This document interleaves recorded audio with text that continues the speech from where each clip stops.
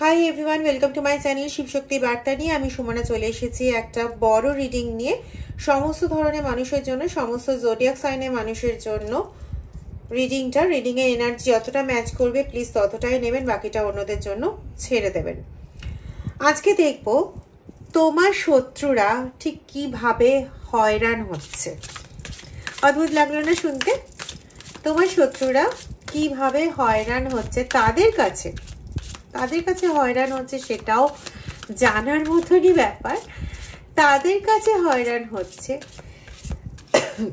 যাদের কাছে একদিন তোমার নামে জনমতম নিন্দা করে তোমাকে তাদের কাছে একদম একটা বাজে চরিত্রহীন, আমি জানি না চরিত্রহীনটা আমি বলতে চাইনি, এটা কেন এলো আমি বলতে পারবো না, চরিত্রহীন এবং এমন একটা পার্সন টাইপের তোমাকে করে ওদের সামনে পোর্ট্রেট করার চেষ্টা করেছিল যে তোমার থেকে খারাপ মানুষ হয় না, এমন হেন কোনো অ্যাক্টিভিটি নেই যা তুমি করো না, মানে খারাপ অ্যাক্টিভিটি যেটার সঙ্গে তুমি জড়িত নও।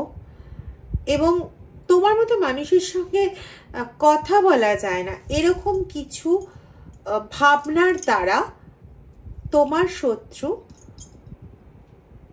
তোমারই ফ্রেন্ড সার্কেলের মধ্যে বিভিন্ন রকম কথাবার্তা ছড়িয়েছিল এবং তাদের সেই কথাবার্তা যাতে বিশ্বাসযোগ্য হয়, তারা যাতে সেগুলো বিশ্বাস করে সেরকম অনুযায়ী কিছু বানানো কাল্পনিক কিছু প্রমাণও তাদের সামনে দিয়েছিল, সেগুলো কিন্তু পুরোপুরি ফেক প্রমাণ ছিল। যাই হোক, চলো দেখে নেব রিডিং কি বলছে, বা আমাদের ইউনিভার্সের তরফ থেকে, অ্যাঞ্জেলের তরফ থেকে ঠিক কি বার্তা আসছে এই রিলেটেড বিষয়, এবং যদি কোনো গাইডেন্স আসে তাহলে সেটা কি সেটাও দেখে নেব। চলো, ওকে। অ্যাডভেঞ্চার, নিউ ভিশন, এটা সম্ভবত কালকের রিডিংয়েও এসেছিল। The master, okay. Innocence, morality.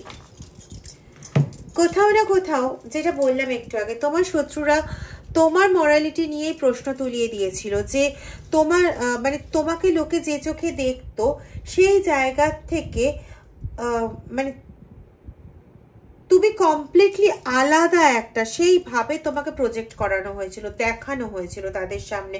মানে তারা ভাবতো, তারা বুঝতো, যেটা তারা এখন বুঝছে যে তোমার শত্রুই অ্যাকচুয়ালি গন্ডগোলের পাত্র, সেই অ্যাকচুয়ালি লোককে উল্টোপাল্টা বুঝিয়েছে, লোককে বিভ্রান্ত করেছে।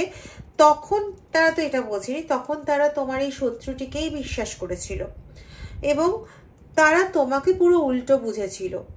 তারা বুঝেছিল যে ও আচ্ছা, তুমি এক্সট্রা ম্যারিটাল অ্যাফেয়ার রাখো, বা তুমি কোনো বাজে স্বভাবের সঙ্গে জড়িত, বা তুমি হয়তো মাদকাসক্ত, ঠিক আছে, এইরকম বিভিন্ন কিছু ভাবনা দ্বারা তোমার ফ্যামিলি লাইফ, তোমার সোশ্যাল লাইফ, পুরো জিনিসটাকে নষ্ট করে দেওয়ার চেষ্টা করেছিল এবং তোমাকে পুরো ছেড়ে দেওয়া হয়েছিল যে তুমি এবার অজানা পথে যেভাবে হোক, হয় নিজে বাঁচো, মরো, যা খুশি করো। তুমি যে এরিয়াটাতে এত পপুলার ছিলে, তুমি যে এরিয়াটাতে এত ভালোভাবে ছিলে, তুমি তোমার সংসারে একটা খুব ভালো জায়গা মেনটেন করতে, তাদের চোখে তোমার পজিশন যথেষ্ট একটা সম্মানজনক ছিল, সোশ্যালি তুমি একটা সম্মানজনক জায়গায় ছিলে, সেই সমস্ত জায়গা থেকে তোমাকে বের করে দিয়ে এবার তুমি বাঁচো কি মরো তা তোমার শত্রুদের জানার কোনো প্রয়োজন নেই। এবং তারা মানুষের কাছে প্রচন্ড ইনোসেন্ট সেজেছিল, মানে তারা তো কিছু বোঝেই না, মানে তুমি এতটাও একটা বাজে মানুষ তারা কোনোদিন বুঝতেই পারেনি। কিন্তু তারা প্রমাণগুলো পেয়ে বড্ড অবাক হয়ে গেছে যে তোমার মতন মানুষ এরকম করছে, মানে এক্স্যাক্টলি তারা এইভাবে পোর্ট্রেট করেছে। মানে সাপোজ আমি আজকে তোমার সেই শত্রু, আমি গিয়ে অন্য একজনকে কিরকম ভাবে বলছি, দেখো ও এরকম, ধরো তোমার নাম রাম, তো আমি বলছি দেখো রাম এরকম, ও কখনো মানে ওর বউয়ের সঙ্গে কত ভালো সম্পর্ক তাই না, কিন্তু দেখো আরেকজনের সঙ্গে সম্পর্ক করে, আমি তো যদি না দেখতাম নিজের চোখে তাহলে বিশ্বাসই করতে পারতাম না। এরকম ধরনের কথাবার্তা বলে যাদেরকে বলছি তাদের ওপর একটা আস্থা অর্জন করে নেওয়া, ঠিক আছে? ঠিক এই কাজটা করেছে তোমার শত্রুরা, এবং একদিনে করেনি, দিনের পর দিন ধরে এই কাজটা করে গেছে, ঠিক আছে? এবং এত ইনোসেন্টলি করে গেছে যে ওকে কখনো তারা ভাবতেই পারেনি যে এ এত বানিয়ে বানিয়ে এত কিছু বলতে পারে, এত মানে ক্রিমিনাল মাইন্ডেড হয়ে কারোর ওপর, মানে কি বলবো, বিষধর সাপের মতন ক্রিয়া করতে পারে, এটা কেউ ভাবতেই পারেনি। তো তার কথাটা না লোকে খুব ভালোভাবে বিশ্বাস করে নিয়েছিল। কিন্তু সমস্যাটা কোথায় হয়ে গেল? বাদ সাধলো গিয়ে তোমার সততা আর তোমার ঈশ্বরের প্রতি প্রীতি, এই জিনিসটা গিয়ে না বাদ সেধে দিল। কিরকম বাদ সেধে দিল? এই জিনিসটা গিয়ে কি করলো না, তুমি একবার জন্য ভেবেছিলে বা বেশ কয়েকবার ভেবেছিলে যে আমি এই জায়গা থেকে পালিয়ে যাই, কারণ তোমার মান সম্মান পুরোপুরি নষ্ট করে দেওয়া হয়েছে, তোমার সমস্ত কিছু ধজিয়া উড়িয়ে দেওয়া হয়েছে। তো তুমি ভেবেছিলে যে আমি এখান থেকে পালিয়ে যাই, কিন্তু তোমার হঠাৎ করে মাথায় কি ঢুকলো, তুমি ঠিক করলে না আমি এখানেই থাকবো, দেখা যাক ঈশ্বর কি করেন। কারো কারো ক্ষেত্রে এটা, আবার কারো কারো ক্ষেত্রে যেটা পাচ্ছি সেটা হচ্ছে সে বারংবার চলে যেতে চেয়েছে সেই জায়গা থেকে, সেই পরিবেশ থেকে, সেই পরিস্থিতি থেকে পালিয়ে যেতে চেয়েছে নিজেকে একটুখানি রক্ষা করার জন্য, কারণ তার পক্ষে আর এই কঠিন যন্ত্রণাটা নেওয়া সম্ভবপর হচ্ছিল না। কিন্তু বাদ সেধেছে তার পরিস্থিতি, মানে হয়তো টাকা পয়সার ক্ষেত্রে এতটাই সমস্যা হয়ে গেছে যে চেয়েও সে বাড়ি চেঞ্জ করতে পারেনি, বা ওই চাকরিটাই তার কাছে এতটা প্রয়োজনীয় যে চাকরিটা ছেড়ে সে অন্য কোনো জায়গায় মুভ করতে পারছে না। কারো কারো ক্ষেত্রে পরিবারে যে সদস্যরা তাদের মধ্যে কেউ অসুস্থ, যেই অসুস্থ ব্যক্তিকে নিয়ে মুভ করা পসিবল না এবং অসুস্থ ব্যক্তিকে ছেড়ে পালিয়ে যাওয়াও পসিবল না। তো এই সমস্ত বিভিন্ন কারণে সে চেয়েও কিন্তু সরে যেতে পারেনি, ঠিক আছে? তো যাই হোক, সরে যেতে না পেরে তার সাপে বরই হয়েছে। কি হয়েছে না, সে এতদিন ধরে মুখ বুজে মাথা নিচু করে চলার পর আজকে সে মাথা উঁচু করে চলার দিন পেয়েছে। হ্যাঁ, হয়তো সে ওইভাবে সোশ্যালি অ্যাকসেপ্টেড হয়নি, কিন্তু সোশ্যালি মানুষ যে তাকে অতটা দূরে সরিয়ে রেখেছিল অতটাও দূরে সে নেই এখন। এখন মানুষ একটু হলেও বুঝতে পারছে যে না, এই মানুষটাকে খারাপ বলে আমি ভুল করেছি, এই মানুষটাকে খারাপ বলা আমার উচিত হয়নি, এই জিনিসগুলো তারা বুঝতে পারছে। ইয়েস, তোমার ধৈর্যের পূর্ণ পজিটিভ রেজাল্ট তুমি এবার পাচ্ছ। দেখো, ধৈর্য ধরতে ধরতে কি হয়, প্রথমে একদম ব্ল্যাক ছিল, মানে তোমার জীবন পুরো অন্ধকারপূর্ণ ছিল। আজকে ধৈর্য ধরার ফলে কি হয়েছে, সেই অন্ধকার দিক তোমার জীবন থেকে আস্তে আস্তে সরতে সরতে প্রায় সরে এসেছে এবং একটু একটু করে হলেও কিন্তু আলো দেখা দিচ্ছে। দেখো, এই জায়গাটা এই কালোর মতন অতটাও মানে জায়গা নিয়ে কিন্তু সাদাটা জুড়ে নেই, ঠিক কথাই, কিন্তু এতটা কালোও নেই। দেখেছো, জিনিসটা সাদা হচ্ছে, মানে মানুষের সামনে আসছে, কিন্তু এখনো এই যে বললাম পূর্ণভাবে হয়তো তুমি সোশ্যালি অ্যাকসেপ্টেড হওনি, কিন্তু এমন পজিশনটাও এখন আর নেই যেটা আগে হতো, যে তোমাকে দেখলে পরে দূর দূর দূর দূর করে লোকে সরে যেত, বা দুচ্ছাই দুচ্ছাই ওর সামনে কে দাঁড়ায়, এরকম যে ব্যবহারগুলো করতো, মানে অ্যাজ ইফ তুমি একটা বাইরের মানুষ, তুমি একটা অচ্যুত পাবলিক, তো তোমার সামনে দাঁড়ালে পরে তাদের পাপটাপ লেগে যাবে, এরকম জায়গা থেকে কিন্তু এখন তারা সরে এসছে। এখন তোমার সামনে দাঁড়িয়ে দুটো তিনটে কথা বলে বটে, হ্যাঁ তোমার সঙ্গে হয়তো কথা বলে না, কিন্তু সেদিনও আর বেশি দূরে নেই যে তুমি যেরকম সোশ্যালি অ্যাকসেপ্টেড ছিলে সেই জায়গাটাতে ফিরে আসবে। এখন তোমার সেই শত্রুর অবস্থাটা একটু দেখো। তোমার সেই শত্রু এখন সে আর তোমার ধৈর্যের পরীক্ষা দিয়ে যে তুমি ওপর দিকে উঠছো, ও সেটা কোনো মতে সহ্য করতে পারছে না, ঠিক আছে? তোমার শত্রু তোমার এই রূপটা, মানে তোমার এই যে উঠে আসা, তোমার এই যে ধৈর্য নিয়ে এতদিন ধরে অক্লান্ত কষ্ট করার পর তোমার নিজের জায়গাটা ফেরত পাওয়ার যে ব্যাপারটা, এটা সে কোনোভাবেই সহ্য করে উঠতে পারছে না। এখন তুমি যত চুপচাপ থাকছো তাকে যেন মানে বিষক্রিয়ার মতন যন্ত্রণা দিচ্ছে তোমার এই চুপচাপ থাকা। মানে সে না কিছু বলতে পারছে না কিছু করতে পারছে, উল্টে তার সমস্যাটা দেখো। সে যখনই ওই সমস্ত ব্যক্তিদের সামনে যাচ্ছে যাদেরকে সে বলেছিল যে যাদেরকে সে বলেছিল যে তুমি এই খারাপ ওই খারাপ সেই খারাপ, তোমার মধ্যে এক্সট্রা ম্যারিটাল অ্যাফেয়ার আছে, তোমার মধ্যে ড্রাগ নেওয়ার প্রবণতা আছে, তুমি পাড়ার বাজে লোকেদের সঙ্গে মেশো, কনফার্মেশন, তুমি এদের সঙ্গে মেশো ওদের সঙ্গে মেশো, ওই করো সেই করো ইত্যাদি ইত্যাদি যাদেরকে বলেছিল তারাই এখন ওকে প্রশ্ন করছে যে কই রে, তুই যে বলেছিলিস যে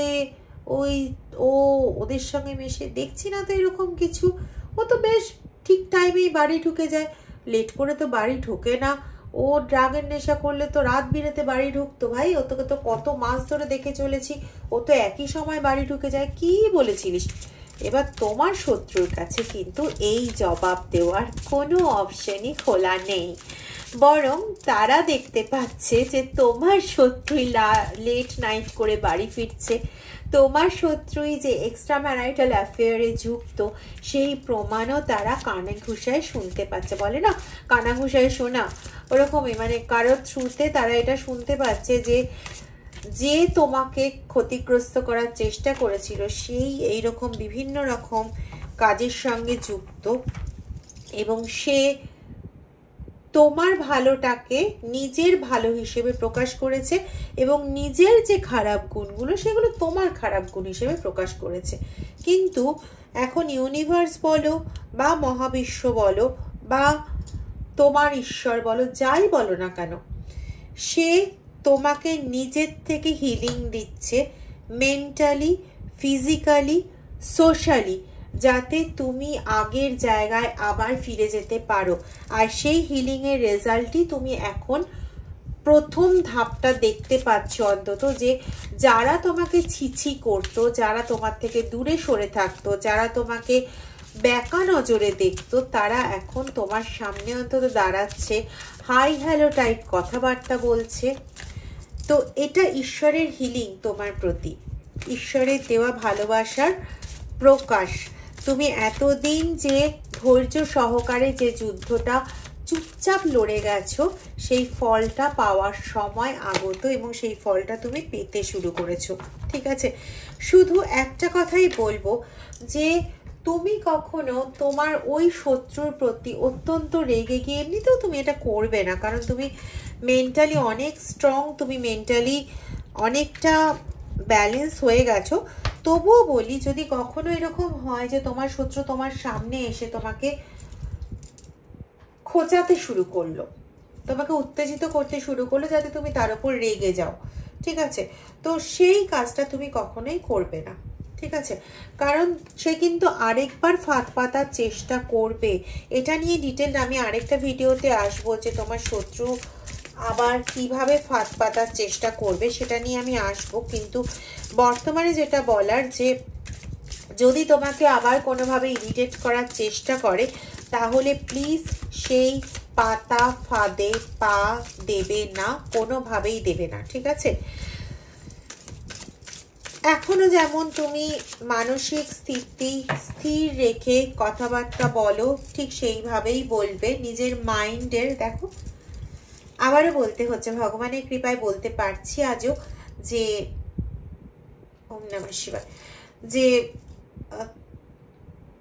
রিডিং মানে কার্ড কথা বলছে, আমি না, যাই হোক, মানসিক স্থিতি তোমাকে সবসময় ঠিকভাবে রাখতে হবে। ঠিক আছে, এমনিতেই কিন্তু ওরা ব্ল্যাক ম্যাজিকের মতো কিছু স্পেল করেছিল, ঠিক আছে, তো সেটা থেকে তুমি অলরেডি রিলিফ পাচ্ছ, কারণ ঈশ্বরই তোমাকে সেই হিলিংটা দিয়েছেন এবং তোমাকে প্রায় 1 2 3 4 5 6 রকমভাবে তোমাকে হেনস্থা করার চেষ্টা করেছে, মানে 6 রকম ধাপ্পা তোমার গায়ে লাগানোর চেষ্টা হয়েছে, এবং তার মধ্যে বেশিরভাগই হচ্ছে মানসিক দিক থেকে ধাপ্পাগুলো লাগানোর চেষ্টা হয়েছে। মানে তোমার বিভিন্ন রকম বিকৃত মনস্ক বক্তব্য পেশ করে, যেমন ধরো তোমার এক্সট্রা ম্যারিটাল অ্যাফেয়ার আছে, যেমন ধরো তুমি মাদকাসক্ত, যেমন ধরো তুমি পাগল টাইপের একজন পার্সন, যেমন ধরো তোমার মন মেজাজ ঠিক থাকে না, তাই জন্য তুমি মানুষকে খারাপ কথা বলে দাও, এইরকম ধরনের।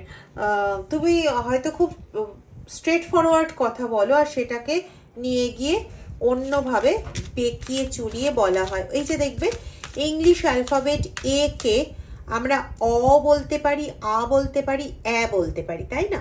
তো সেরকম তুমি হয়তো একটা কিছু স্ট্রেট ফরওয়ার্ড কথা বলে দিলে, তার সেটা পছন্দ হলো না, সে সেটাকে নিয়ে গিয়ে ওই হয় অ, নালে এ, না হলে আ নিজের মতন করে বানিয়ে তোমার নামে এতটাই কুচ্ছা রচনা করলো যে আর 5 জন লোকও ভাবলো আরে বাবা এ কি বাজে ধরনের মানুষ।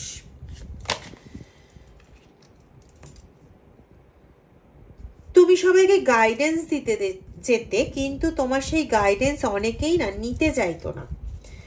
তাদের কাছে মনে হতো হ্যাঁ শুধু ভাটের বকছে, ভাটের জ্ঞান দিয়ে যাচ্ছে, উল্টো পাল্টা কথাবার্তা বলে যাচ্ছে, এর খেয়ে দে কাজ নেই, দেখলে পরেই শুধু জ্ঞান দেবে, ঠিক আছে, জ্ঞানদা, এই সমস্ত বিভিন্ন কিছু। তোমাদের মধ্যে কেউ কেউ বোধহয় কারো কারোর নাম এম দিয়ে শুরু, যারা এই জ্বালা যন্ত্রণা ভোগ করেছো। আমি কয়েকটা লেটার পাচ্ছি, একটা এম, একটা জে, একটা কে, আর একটা হচ্ছে এস। এসটা অতটা প্রত্যক্ষ পাইনি, কিন্তু কে, এম, কে, জে, নলিনী, এন, ঠিক আছে। তো হতে পারে এরকম নামে পার্সনরা বেশি এরকম ধরনের যন্ত্রণায় ভুগছো। আর 5 বা 7 এই নাম্বারগুলো দেখছো। ইয়েস, বললাম না যে তোমাদের সেই জায়গাটা মেন্টালি কন্ট্রোলড হচ্ছে এবং তোমরা সাকসেস পাবেই তোমাদের লাইফে। এমন নয় যে সাকসেস পাবে না, হতে পারে না সেটা। তোমরা টোটালি সম্পূর্ণটা দিয়েছো, সম্পূর্ণটা দিয়ে ঈশ্বরের ওপর ভরসা রেখে, সময়ের ওপর ভরসা রেখে তোমরা এগিয়েছো, এবং এই জন্যই আজকে ঈশ্বরই তোমাকে সেই সাকসেসের রাস্তাটা স্বয়ং নিজে করে দেবে। এবং যে আউটসাইডার তোমাদের জীবনে ঢুকে একদম জীবনটাকে পুরো বিষময় করে দিয়েছিল, সেই আউটসাইডার আবার সেই কাঠগড়ার বাইরেই চলে আসবে, এবং তুমি তোমার জীবনের ওই রংপূর্ণ উজ্জ্বল মুহূর্তগুলো আবার তুমি উপভোগ করতে পারবে। ইটস ফর শিওর যে তুমি উপভোগ করবে। ওম নমঃ শিবায়, ওম নমঃ শিবায়। তোমার জীবনে হারমোনি অবশ্যই আসবে। উল্লেখযোগ্য কিছু নাম্বার যেগুলো তুমি স্মরণে রাখতে পারো সেটা হচ্ছে 5, 1, ঠিক আছে, 5, 1 এই দুটো। আরেকটা নাম্বার আমি কার্ডে পাইনি, কিন্তু আমার যেটা মনে হচ্ছে সেটা হচ্ছে 2, 2, 5, 1।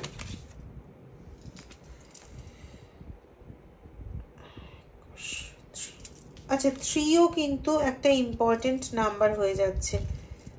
3, 2, 5, 1, 3 নাম্বারগুলো একটু মাথায় রেখো। হতে পারে এর কম্বিনেশনের ডেটও তোমার জন্য খুব ইম্পর্টেন্ট হতে পারে। এবং এইবার তুমি নিজেকে ঠিক যেভাবে কাস্ট করতে চাইবে, ঈশ্বরের এতটাই আশীর্বাদ যে তুমি ঠিক সেইভাবেই নিজেকে কাস্ট করতে পারবে। মানে তুমি নিজেকে চরম শক্তিশালী দেখাতে চাইলে সেটাই দেখাতে পারবে। তুমি যেটা ম্যানিফেস্ট করবে, আবার 1, তো 1টা কিন্তু তোমার জন্য প্রচণ্ড একটা ভিজিবল নাম্বার হবে, ঠিক আছে। 1, 10 এই নাম্বারগুলো, এই ডেটগুলো তুমি গ্র্যাব করার চেষ্টা করো, ঠিক আছে। এতদিন তোমাকে যে সাপ্রেশনে রাখা হয়েছিল সেই সাপ্রেশন থেকেও তুমি বেরোবে, টোটাল হারমোনি তুমি পাবে, ঠিক আছে। দেখো দুটো কিন্তু ফুল অপোজিট কার্ড। এটা হচ্ছে তোমার উপর করা হয়েছিল, আর এটা হচ্ছে তুমি পেতে চলেছো, আর সেটাও সম্পূর্ণ ঈশ্বরীয় আশীর্বাদে পেতে চলেছো, ঠিক আছে। এই 10, যে 10 হয়তো তোমার এক সময় তোমার এই 10ই হয়তো তোমার জন্য খুব বিরূপ হয়ে দাঁড়িয়েছিল, সেই 10ই তোমার জন্য আবার ভালো শুভ রঙিন স্বপ্ন নিয়ে, স্বপ্ন না রঙিন বাস্তব নিয়ে ফিরে আসবে, ঠিক আছে। কিন্তু তোমার শত্রুর অবস্থা এবার হয়ে যাবে এরকম, মানে ও তোমার অবস্থা করতে চেয়েছিল এরকম, সোশ্যালি, মেন্টালি, ফিজিক্যালি, যেভাবেই হোক তুমি পেতে চলেছো এই অবস্থাটা। এবং কর্মা কথা বলে, তো তো তার অবস্থা আবার হতে চলেছে এরকম। সে একটা আউটসাইডারে কমপ্লিট পরিণত হবে এবং তার অবস্থা হবে এরকম। ওকে, তো এই ছিল আজকের রিডিং। যারা রিডিং এনার্জি ক্লেম করতে চাও তারা please like, share, subscribe and comment করো। আর কেউ যদি পার্সোনাল রিডিং নিতে চাও, আমার রিডিংয়ের চার্জ হচ্ছে 301 টাকা। হোয়াটসঅ্যাপ নাম্বার আমার ডেসক্রিপশনে দেওয়া থাকে, সেখান থেকে হোয়াটসঅ্যাপ নাম্বার নিয়ে হোয়াটসঅ্যাপ করো প্লিজ, কল করো না, কল করে কোনো লাভ হয় না, আমি ম্যাক্সিমাম সময় কল ধরতে পারি না। তো যারা হোয়াটসঅ্যাপ করতে চাও, যারা পার্সোনাল রিডিং বুক করতে চাও তারা প্লিজ বুক করে ফেলো, কারণ টাইমটা একটা ম্যাটার করে। হঠাৎ করে আমাকে বললে আমি সবসময় দেন রিডিং করতে পারি না। ওকে, তো প্লিজ পজিটিভ এনার্জি, রিডিং এনার্জিটাকে তোমাদের মধ্যে সঞ্চালিত করো এবং খুব খুব ভালো থাকো। ওম নমঃ শিবায়। ওম গং গণপতয়ে নমঃ।